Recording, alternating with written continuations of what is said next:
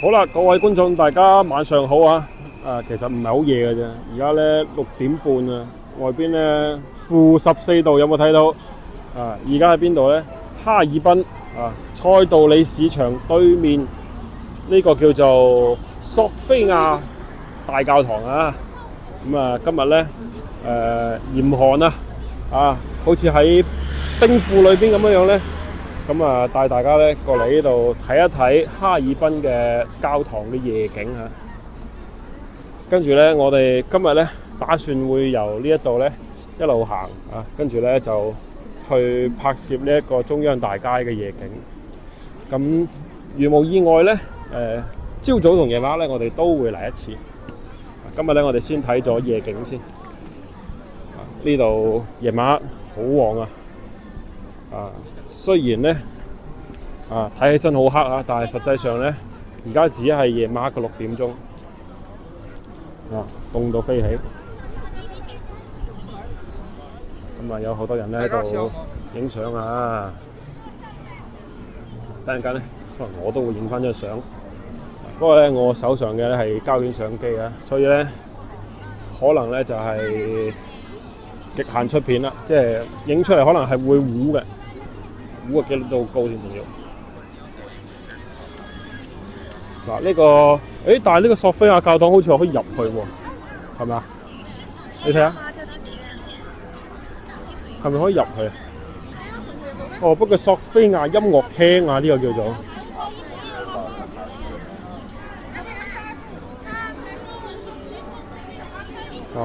佢係可以掃碼買票入去裏邊，不過咧。應該咧就係外邊比較精彩啲。我哋睇下呢個教堂。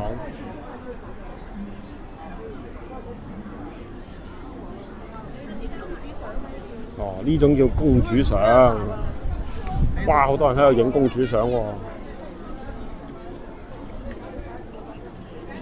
建築係真係靚㗎。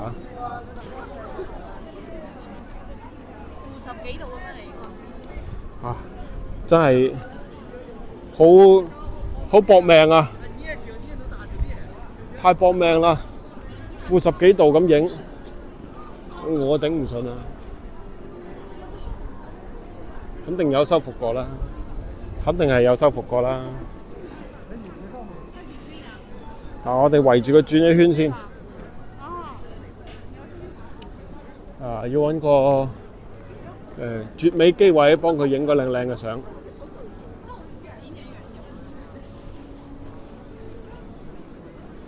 呢邊咧夜生活我估計應該咧就唔會太豐富，因為咧真係太凍啦。4點幾咧就已經太陽落咗山，跟住咧一眨眼咧6點鐘嚟到呢度咧就好似我哋喺廣州9點鐘咁樣，基本上都全部黑晒。好完整喎，好立體喎。係啊。所有大教堂都可以成棟花咁樣行。真係好靚，好出片嘅。咁咧難怪咧咁多人喺度影公主相唔使去歐洲咧，咁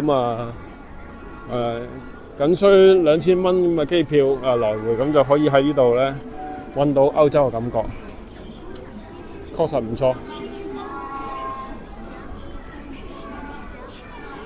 其實呢個位置咁樣影上去咧，我覺得係立體感幾好嘅。等陣間咧，我嘗試下喺呢度可唔可以影到相先。由於咧我身上帶嘅膠卷相機咧感光度得200度嘅啫，所以咧可能就會比較悶水亦即係話咧我個快門速度咧要校到好慢咧，可能先至能夠正常咁曝光哇！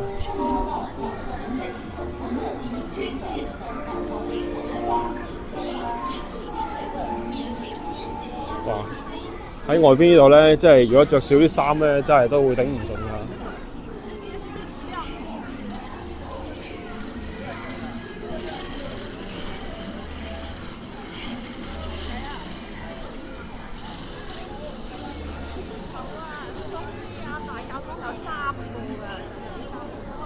全球有3個，意思係話呢個係其中一個。乌克蘭，我只是不太看得清。哦。仲有呢個正教教堂啊，原來係。哦，東正教嘅教堂。係。哦。係遠東地區最大嘅東正教堂啊！呢一度。嗯。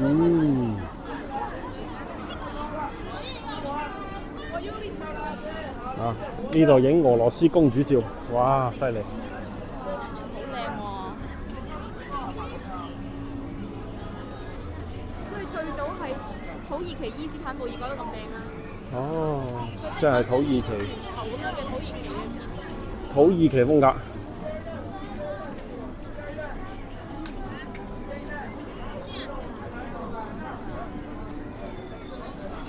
一路睇一直問係嘛？好多人嬲我哋影相喎，問我太太要唔要影相啊？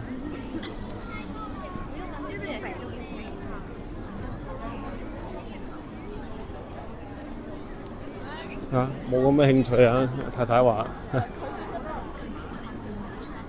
，OK， 好啦，咁咧接落嚟咧就要由我試下可唔可以影到相啊！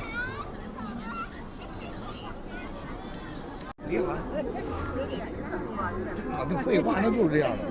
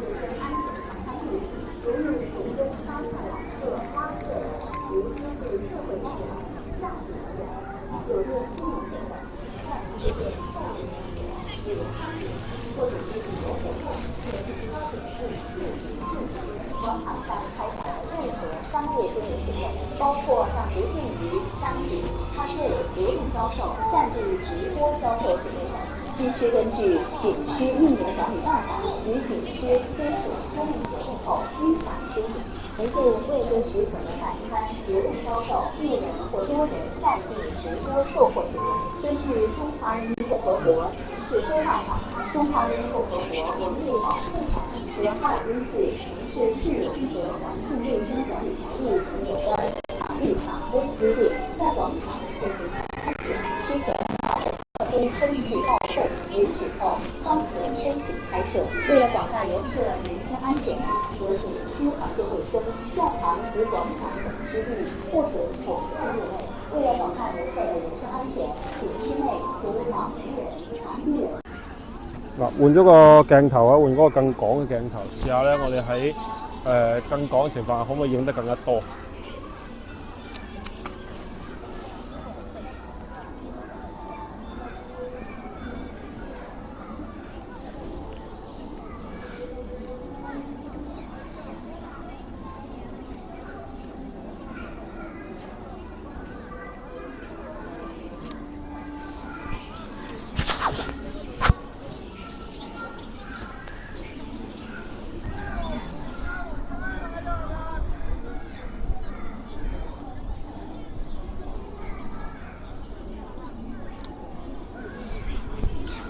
好，我哋行行嗰邊。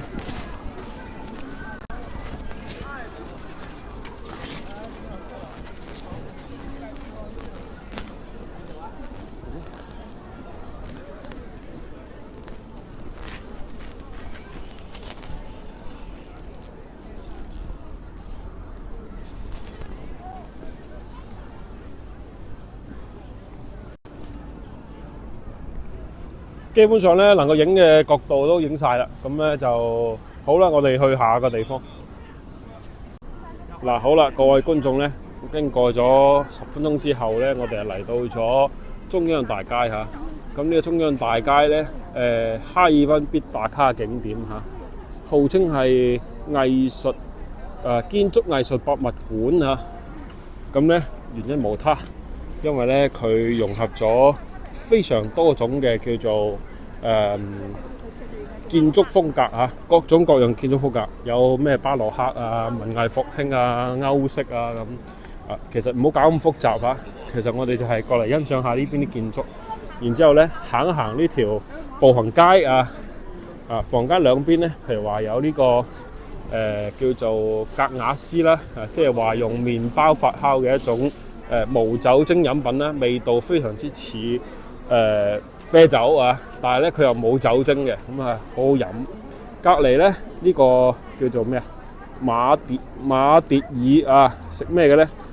呢個咧食雪條啊，一陣間咧路過應該都會見到好多。好，咁我哋出發啦。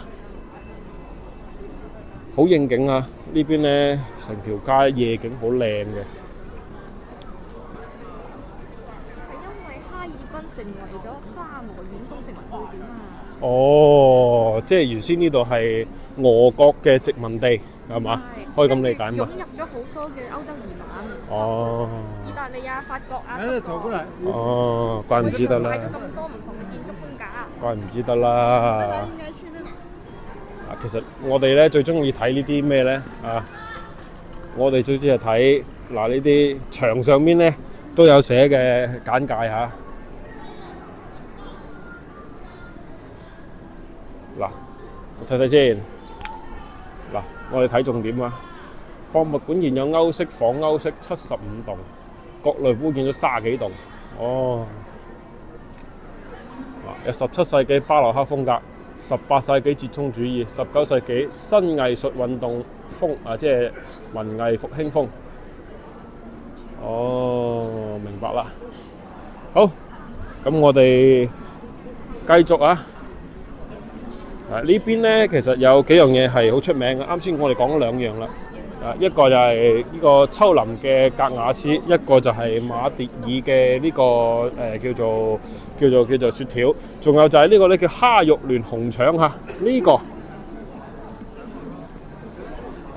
都係佢哋非常之出名嘅東西嚇。嗱，咁我哋睇兩邊呢啲樹好靚啊，咁啊掛晒燈飾啦咁啊，亦都差唔多到呢一個叫做呢個聖誕節嚇。咁我哋就喺呢度咧提前祝大家聖誕快樂啦！因為呢邊咧氣氛咧好濃厚啊，拉到好滿。同埋咧，要講地下呢啲石頭咧一塊一塊咁咧，好似啲小麵包咁㗎嚇。咁佢哋咧叫呢啲叫麵包磚啊。聽講前面咧就有間餐廳啊。佢咧就專賣同佢收得差唔多樣嘅麵包嘅。我哋去細緻咁睇下，一塊塊咁，好似一嚿麵包咁。好呢度咧就有個俄式餐廳呢度下邊就係嗰個係咪叫馬迭爾定係馬日爾啊？馬迭爾，但係又有個迷日香喎多音字馬迭爾。呢度有一棟，呢度又有一棟。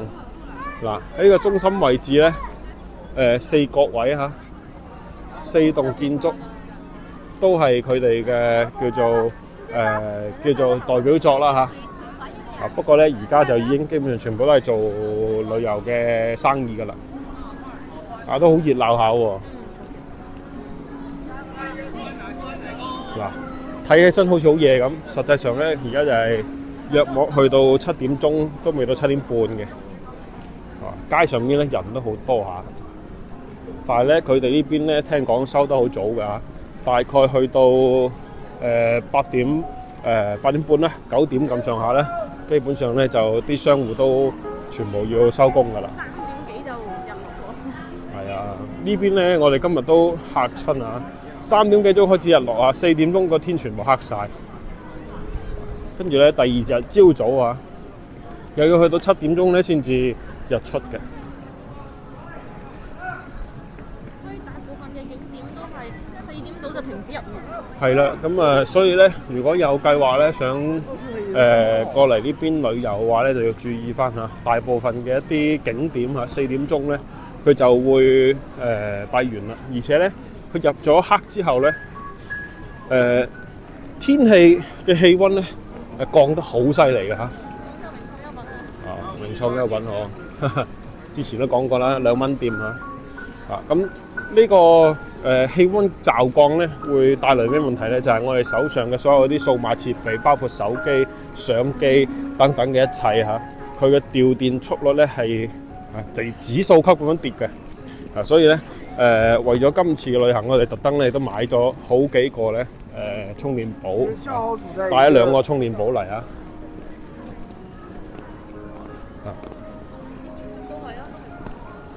都確實係啊，不過咧始終都會睇得出有啲修復痕跡喺度嘅。呢度個紅色好靚所以記住啊，如果咧大家啲手上嘅電子設備如果喺寒冷嘅環境下使用咧，記得每隔一段時間咧就快啲幫佢充電。如果唔係咧，可能佢就會突然之間就關機㗎啦。應該都係好凍吧？佢哋喺戶外用手機係咪都要帶充電？呢個好問題啊，係咯，亦都可以交流一下，有冇觀眾喺國外咧？譬如話喺加拿大啊、美國啊，都係咁嘅情況啊。咁你哋會唔會帶一個充電寶出門咧？咁你睇咁凍嘅天氣咧，個個都喺度排隊買呢個冰棍食嚇。我都理解唔到，係嘛？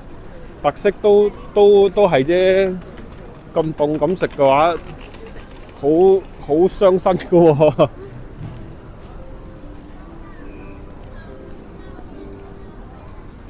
嗱，呢條中央大街咧，全長咧大概有1.5公里左右嘅嚇，咁咧實屬係一個非常之長嘅步行街。但係咧，我而家見到就係其實佢確實都幾精彩啊！即係兩邊嘅呢啲建築物咧都各有不同，所以咧我哋今日堅持咧睇下可唔可以行晒佢。松花江上面嘅。係啦，咁佢終點喺邊度咧？去到呢一個松花江松花江嘅江邊啊！紅燈快走2步，紅燈快走2步。哇，大家睇下，呢啲真係犀利啊！後生女真係唔怕凍嘅，我哋就唔得啦。大家咧通過啱先，我喺索菲亞教堂嘅時候睇到我咧已經包成嚿粽咁噶啦。而且咧隻手咧一直攞住呢個相機影相咧，咁咧就凍到好似雪條咁，所以咧一定要左右手輪換住嚟攞嘅嚇。人哋話一睇嗰個着裝就知道係南方人啊，係嘛？北方人係唔夠膽咁着。係嘛？確實嚇，呢啲肯定就係遊客嚟嘅，肯定係南方嚟嘅，因為佢哋北方嘅話都包得好嚴嚴實實嘅。我想睇一個呢條柱，呢度有個立柱，中央大街，唔知屬唔屬於係舊嘢嚟嘅，睇起身唔似係一個舊嘢。我都以為係一個鐘嚟嘅，原來佢唔係。呢啲俄羅斯商店就同我哋廣州嗰啲係啲俄羅斯商店嘛？應該都係。應該都係啊。應該都係。呢度有 Zara 喎，犀利啊！折扣唔夠3可以過嚟添置啊！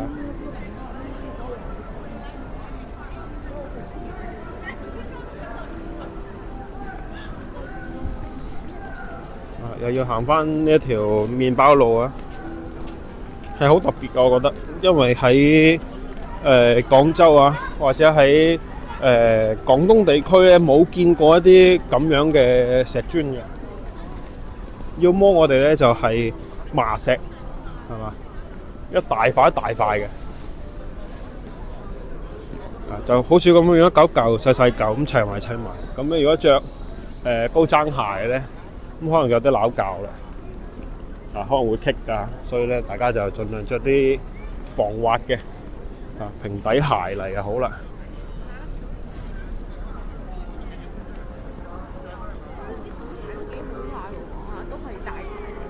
係咯，即係唔係啲我哋叫做咩啊？係啊，即係唔係我哋話嗰啲步行街四大天王嗰啲牌子嚟喎，都係啲世界嘅國際馳名嘅品牌嚟喎。嗱，又有名錶啦，勞力士啦，寶珀啦，係嘛？哦，呢個其實係以前嘅叫猶太人活動舊址。哦。冇錯，其實喺地圖上面都睇得到有一個咁嘅位置嘅。嗱，呢度仲有勞力士啊！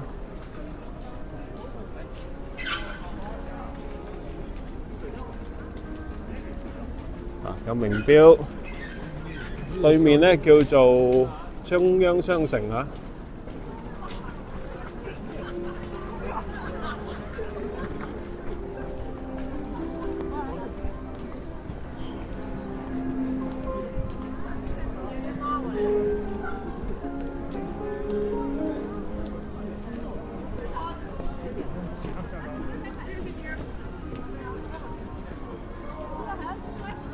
呢啲應該係新嘅，即係重新翻新過嘅。中國第一個電影院都喺度啊，但冇見到邊度。係嘛？咁就有哈爾濱呢度就有叫中國第一間電影院啦，中國第一間西餐廳啦，全部都喺呢度啊。但係咧其實佢冇標註出嚟啦，就唔代表冇啊。不過咧就即係可能大家要花啲時間去揾下啦。喺度，係嘛？嗱，呢度已經係呢個應該算雪雕吧？哦，雪雕係。聽講話連夜整雪雕啊！係嘛？歡迎遊客啊！啱嘅。嗱，我哋面前呢度咧，呢個應該係雪王喎，係嘛？係咯，肯定雪王啦。係嘛？你講話雪王。呢個睇起身似係蜜雪冰城嘅雪王喎。嗱，呢度有啲雪嚇，然之後咧，大家連夜喺度嚇堆堆砌砌啊，嗱嗱聲咧砌佢出嚟我哋歡迎遊客嚇。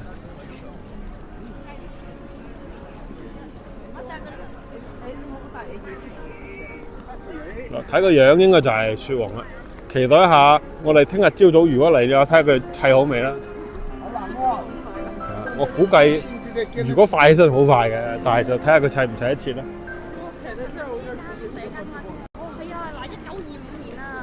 呢間就係叫咩？華梅西餐廳係嘛？呢間就係第一間啊？係咪佢？應該係做飯。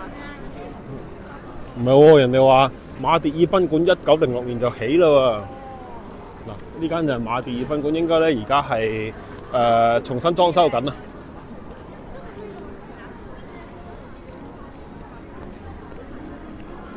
呢邊咧就有各式各樣嘅餐廳嚇，同埋商店嚇。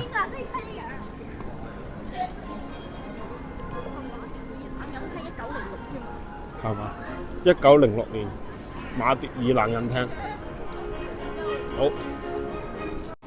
好啦，啱先咧，說時遲那時快啊！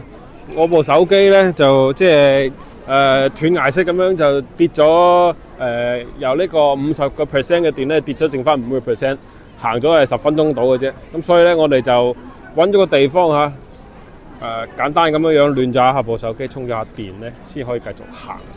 好。咁咧，與此同時咧，我又買咗支雪條，買2支雪條，跟住咧又湊下熱鬧啊！咁雪條咧其實係比外邊嘅溫度咧仲要高嘅嚇，所以咧雪條咧咁樣揸住喺條街度咁樣揸住咧係唔會用嘅。跟住咧佢都有提示話咧，千祈唔好舐啊！一舐咧嗰條脷就會黐咗喺上邊噶啦。因為咧依家外邊溫度係-15度。只能夠咬唔可以舐嚇。雪條係幾多度啊？0度。係雪條0度。你講。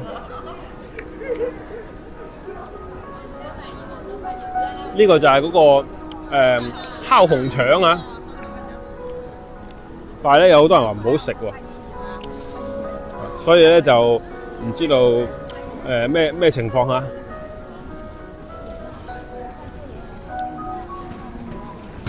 我能夠理解啦，因為咧雪條咧比氣温咧仲要高，所以咧你食起身咧唔會覺得凍，所以大家咧冰天雪地食雪條，原來咁嘅原因。嗱，咬兩啖，幾好啊，唔錯。滴到成手都係，一定唔會滴。係啊，肯定唔會滴嘅。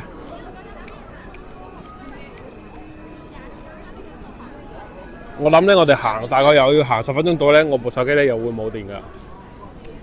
保留啲電量去到蘇花江再影俾大家睇。或者係啦，我哋睇下前面咧會唔會有啲咩特別嘅東西啊？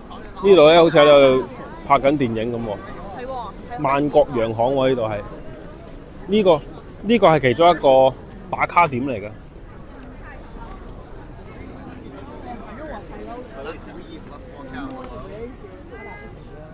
唔知拍緊乜？呢個萬國洋行係一個打卡點嚟嘅。我哋過嚟望一望呢棟1922年嘅建築嚇。大支喎。係嘛？哦，明白啦。煙葱麵包，明白晒。好。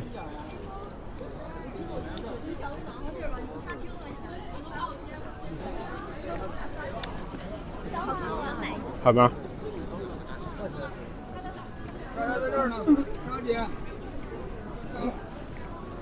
要麼拍電影啊，要麼咧就拍節目啦。嗱，咁啊行翻出嚟呢邊咧，排緊長隊喺呢度，係買咩咧？就係我啱先所講嘅嗰個叫做格雅斯啊。咁呢個牌子咧應該係最老牌噶啦啊。咁咧佢哋係做現打嘅呢度。咁啊，聽講現打咧會比喺超市買嗰啲好飲好多嘅。咁咧我太太就入咗去裏邊咧，就探真偽啊。咁啊，等陣間佢出翻嚟咧，我哋睇下決定要唔要排隊，都湊個熱鬧買一杯飲下先。好啦，我都入咗嚟呢個博物館啦，一探虛實。發覺咧呢度確實有好多關於呢個歷史嘅事情啦。咁呢度咧亦都講到話麵包石啊，就係我哋啱先咧介紹嘅。佢哋嘅街上面有個石頭啊。由俄國工程師監工2年咧，1926年鋪好，哇！用咗87萬塊嘅呢個方石啊，哇！好貴喎，一塊麵包石係1個大洋啊，哦！我哋睇到有啲歷史嘅痕跡喺度啊，咁然後咧呢邊講到咧。哈爾濱啊，就係因為一條鐵路啊，因為叫中東鐵路咧，就孕育咗一個城市。我哋可以睇到呢度，呢一個就係當時嗰條線路。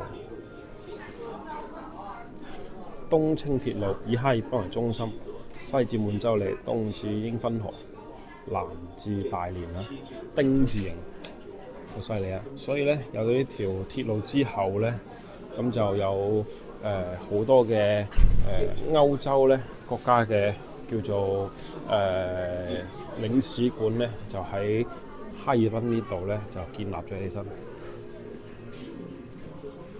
呢度展示咧就係一啲格雅斯飲品佢嘅一個發酵嘅過程啦。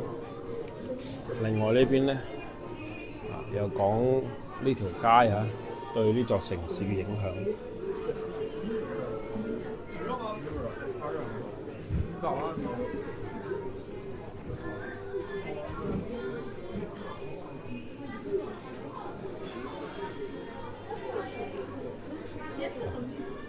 既能夠喺度買嘢飲啦、買嘢食啦，又可以睇睇歷史啊，真係唔錯。呢一個就係佢成個過程啦。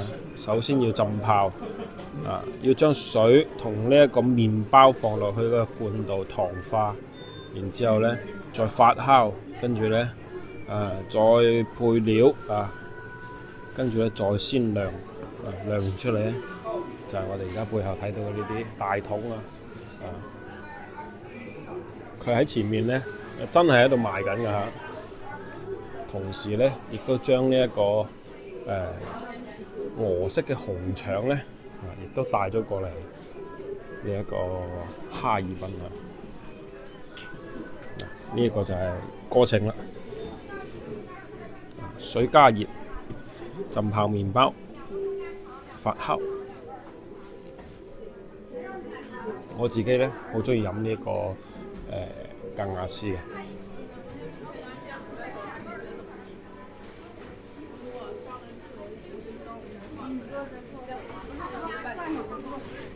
不過咧，我冇試過飲鮮㗎，所以嗱，呢度喺度賣緊啦，鮮打嘅。好，等我哋一陣間買支試下先。嗱，咁啊，依間官方旗艦店又講歷史，呢個好搞笑啊！呢個係真正嘅麵包嚟嘅喎。呢一個麵包要幾錢啊？要25蚊㗎。佢係真係一個麵包嚟㗎。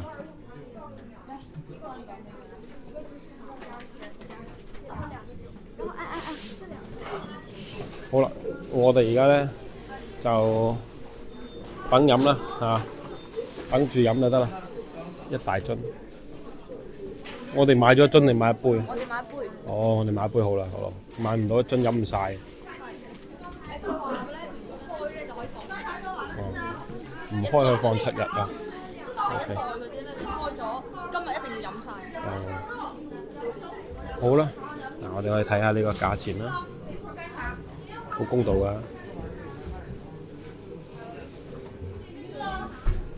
12蚊一杯啦，18蚊一支啦，25蚊一袋啊。佢太忙啦，而家仲未見得上，好多都你睇一袋2袋打包走。確實呢度生意好忙啊。好啦，我哋等等先，等陣間有得飲再同大家講。嗱，啱啱攞到啦，呢杯就係鮮釀格雅斯嚇，先飲啖先。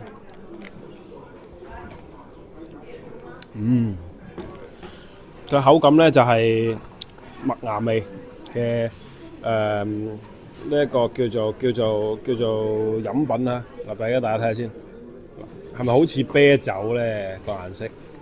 其實佢同啤酒咧可以講係同父異母嘅親兄弟啦。只不過咧佢係好在咩咧？佢好在佢係冇酒精嘅，咁啊健康飲品，咁啊亦都有乳酸菌嚇，對腸道好好。有寫常飲消化好呢杯12蚊，好大杯500毫升，非常之唔錯。建議大家如果過嚟哈爾濱旅遊，可以試下，因為佢同啤酒有90%相似，但係咧佢係冇酒精嘅，好健康。咁啊飲完咧又可以開車喎，咁又可以行街喎，其實都唔錯㗎嚇。咁喺我背後咧，牆上面呢啲咧呢啲咧就係佢哋正常嘅喺外邊喺超市買得到嘅包裝嚇，即係瓶裝嘅呢一個格雅斯。咁可能國內咧就唔係度度都有，不過咧如果我哋想買都係有機會買得到嘅，就係我哋可以用淘寶啦，一電商平台啊，咁其實係可以買到，不過咧個價錢會可能貴啲，好似細支嘅咧300幾毫升嘅，我記得以前買好似係6蚊雞一支，咁但係咧喺呢度超市買大概係4蚊唔到。咁漲價都幾犀利嚇，咁啊差唔多去到50%㗎啦，係嘛？鮮打有咩唔同味？鮮打你試下啦，太太問有咩唔同味，你試下。其實差唔多味啊。呢個紅腸啊，哇！煙燻味咁重嘅。咁梗係啦。嗰種口感好 fresh 喎。係啊，咁佢就好似啤酒咁啦，鮮打嚇。嗱呢個紅腸咧就俄羅斯風格嚇，成身好似午餐肉咁，但係咧有好重嘅煙燻味。哇！好熱啊！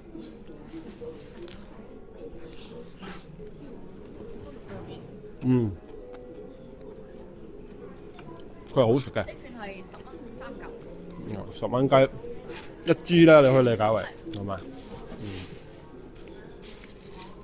我發覺呢邊物價係唔貴嘅，都平嘅，即係食嘅消費嘅。我哋中午食嗰餐飯先至70蚊啊！咁啊，呢個標準配置。行街我有少少貨啦，可以嚟一隻。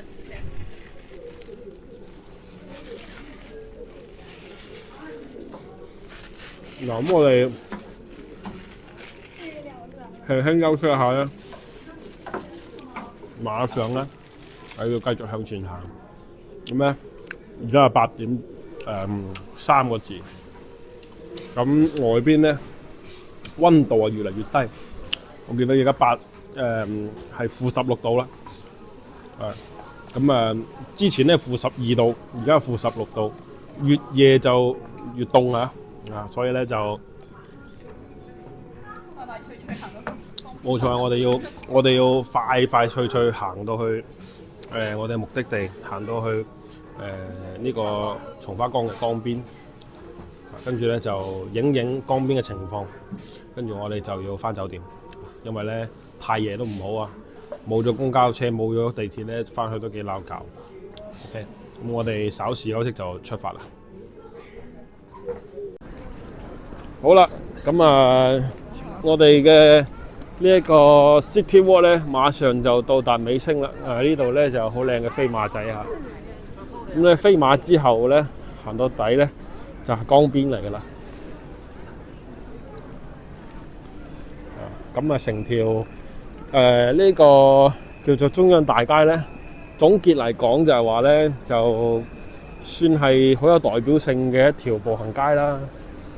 而且咧都好精彩嚇，佢不乏有一啲咧講下歷史嘅地方，又可以做生意，又可以講歷史。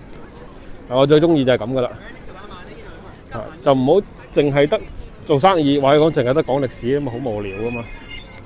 咁樣一結合咗之後咧，所以嗱，我就話啦，一個地方嘅興衰咧，佢肯定係有原因嘅。點解呢條街咁多百年以嚟都仲係咁旺？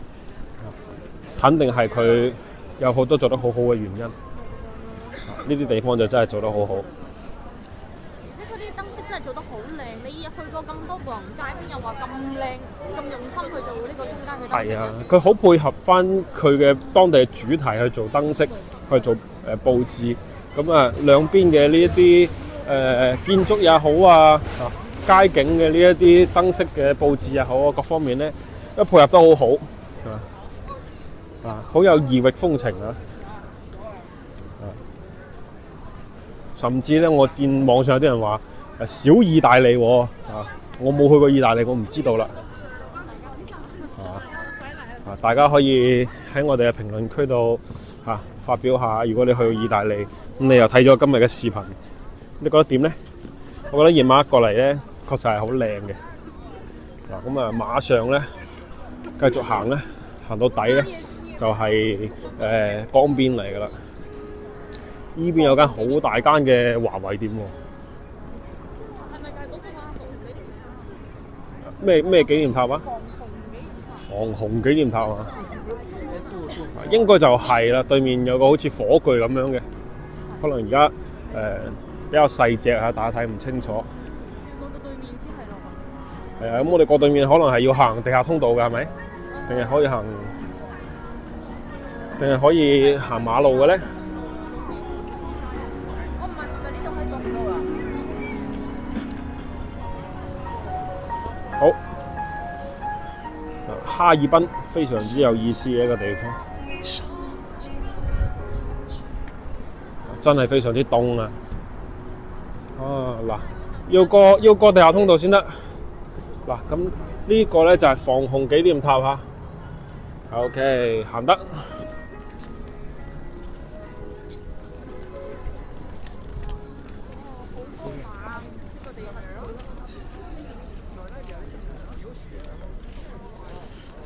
嗱，鋪咗地氈啊！哦，哎呀，嗱，呢個地氈啊，聽講咧係專門為我哋南方嚟嘅遊客鋪㗎，以及咧扶手咧有呢個絲絨啊，絲絨嘅扶手鋪啊，哈爾濱就火咗，大家都係嘛？旅遊熱啊嘛。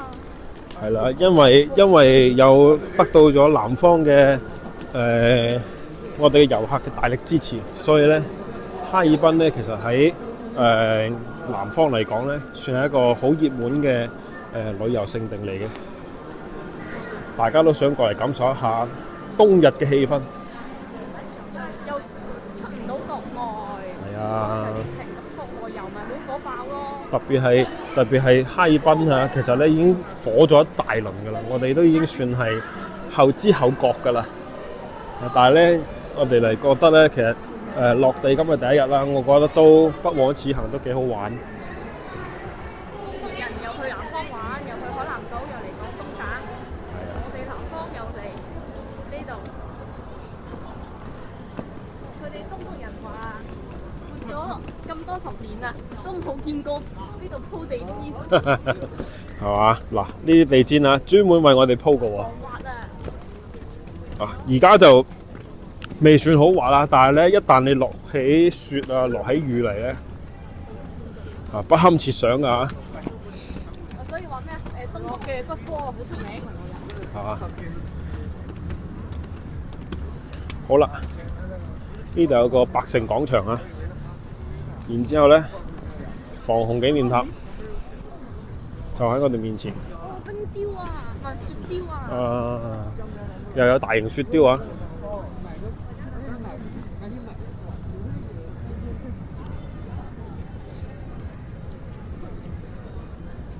哇！我感覺咧氣温真係越嚟越凍，甚至有啲誇張啊，凍到。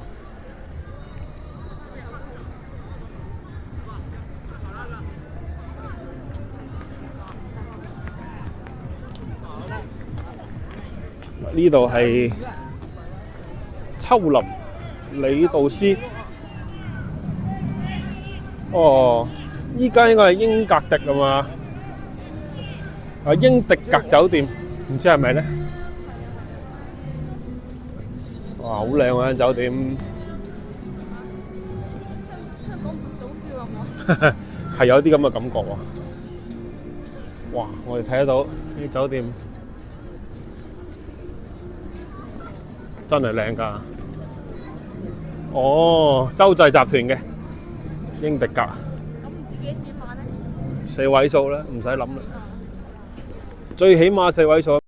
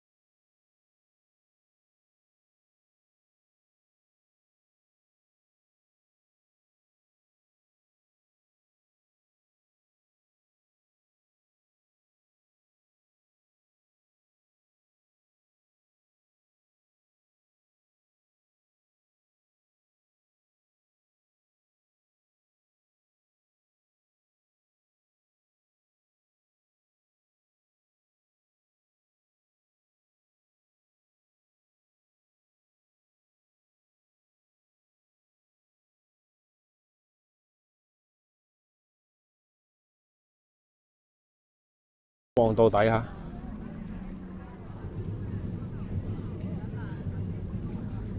OK， 好啊，我哋有冇結冰？好似話今年呢個時候唔算凍啦，已經。係嘛？所以乾都仲唔係話好啲冰未俾睇下人行。